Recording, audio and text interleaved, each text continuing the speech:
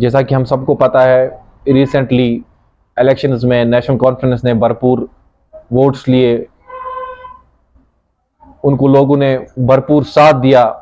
लोगों की बहुत उम्मीदें हैं नेशनल कॉन्फ्रेंस पे। लेकिन मैं नेशनल कॉन्फ्रेंस से कहना चाहता हूं, कुछ बातें कहना चाहता हूं, जिसकी वजह से मैंने ये प्रेस कॉन्फ्रेंस बुलाई है। हमें याद है उमर साहब ने ये इलेक्शन किस बिना पे लड़ा है। अमन क्या उस मेन मोटिव, ये किस बात को लेके इन्होंने इलेक्शन लड़ा है। इन्होंने इलेक्शन लड़ा है कि हम 370 वापस लाएंगे। इन्होंने इलेक्शन लड़ा है हम 35 वापस लाएंगे। इन्होंने इलेक्शन लड़ा है कि हम स्टेटहुड वापस लाएंगे। इन्होंने इलेक्शन लड़ा है that we will provide 2 lakh jobs. इन्होंने इलेक्शन लड़ा है that we will give 200 free electricity, we will give 200 units of electricity free. इन सब चीजों पे इन्होंने इलेक्शन लड़ा है। चलो, मैं अभी तो इनकी शुरुआत है, I wish them all the best कि वो अच्छा करे। बट मैं एक चीज उमर साहब से कहना चाहता हूं। उमर साहब देखिए, आपने जो वादे किए हैं इस बार, चाहे वो 370 को लेके है, चाहे वो स्टेटहुड को लेके है, या कई और चीजों को लेके है, आप ये मत समझ लेना कि ये वादे कोई भूल जाएगा। मैं सईद अबरार बार बार आपको ये वादे याद दिलाता रहूंगा। जितने भी आपने वादे किए हैं, चाहे 370 हो, चाहे 35A हो, या वोनमुत जिले जॉब्स, हम अनएम्प्लॉयमेंट को खत्म करेंगे, या हम करो प्रोवाइड 2 यूनिट फ्री इलेक्ट्रिसिटी, या ताइने तुई उमर साहब यम चीज करियो, ये सईद अबरार आपका पीछा नहीं छोड़ने वाला है अल्लाह के फजल से। मगर अगर आप इन चीजों पे खड़े उतरे नहीं, अगर आपने ये चीजें नहीं की, आप ये याद रखिएगा ये बात, सईद अबरार वो बंदा होगा जो आपको मजबूर करेगा रिजाइन देने पे, जब आप लोगों की खिदमत नहीं कर पाओगे, जब आप अपने वादों पे खड़े नहीं रह पाओगे। आपने बहुत सारे वादे किए हैं, मुझे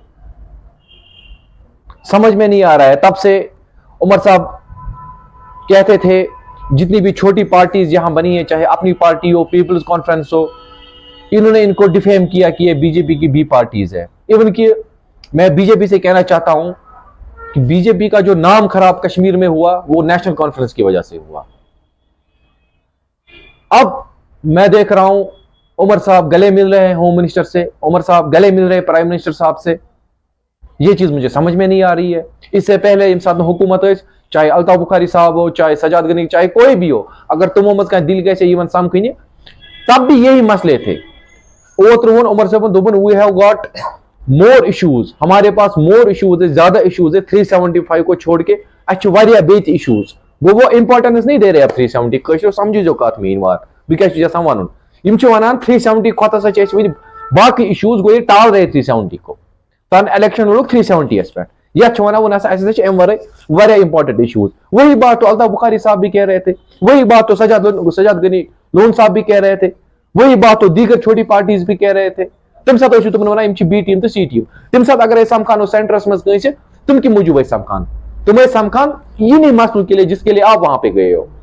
यम साथ आज तुम समखे सेंटर में मिनिस्टर गो आप पर्सनली तो पर्सनल बेनिफिट के लिए तो नहीं गए, आप लोगों के लिए गए वहां पे, मैं मानता हूं ये बात। मगर जब कोई और जाता था तुम साथ क्या होगा तो क्या जैसे बी टीम तो सी टीम, आप कौन सी टीम हो मुझे तो समझ में नहीं आ रहा आप कौन सी टीम हो।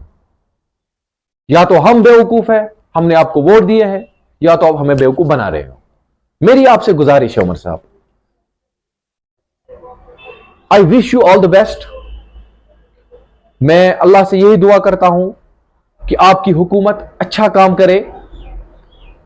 आपने जो वादे किए हैं लोगों के साथ, आप वो वादे पूरे करें, ताकि लोगों की जो एक्सपेक्टेशंस है तुम रोजन बराबर लूग गसन हर्ड गसन ये लट कशरो वो वरिया जुल्म। उमर साहब कश्मीरियों ने बहुत जुल्म देखे, आपको पता है, फारूक साहब को भी पता है। मेरी यही रिक्वेस्ट है नेशनल कॉन्फ्रेंस से, चाहे उमर साहब हो, चाहे फारूक साहब हो, चाहे कोई भी साहब हो, कि आप जो पिछली जो यू पाथकुन गो सुत्रो side let us start a new beginning, एक नई शुरुआत करते हैं। चलो नेशनल कॉन्फ्रेंस से स्टार्ट करते हैं, we will start it with you. आप काम कीजिए अब लोगों के, लूट दिनों ताही रोज नो इतनी तो ये मिले दिता मैंडेट, लोग आपके साथ वैसे ही रहेंगे। लेकिन काम अब आपने करना है। लेकिन ये याद रखिएगा, अगर आपने काम नहीं किया, अल्लाह पाक की कसम मैं खा के कहता हूं, उमर साहब आप सीएम है, मैं भी सीएम हूं, लेकिन सीएम मतलब कॉमन मैन। आपको हमने चुना है हमारी खिदमत करने के लिए, ये बात आप याद रखिएगा। दूसरी चीज, उमर साहब अगर आप अपने वादों पे कायम नहीं रहे, अगर हमें 2 लाख जॉब्स नहीं मिले, अगर हमारा 370 का मसला हल नहीं हुआ, 35A का मसला हल नहीं हुआ, स्टेटहुड का मसला हल नहीं हुआ, तो ये सईद अबरार आपका पीछा नहीं छोड़ेगा।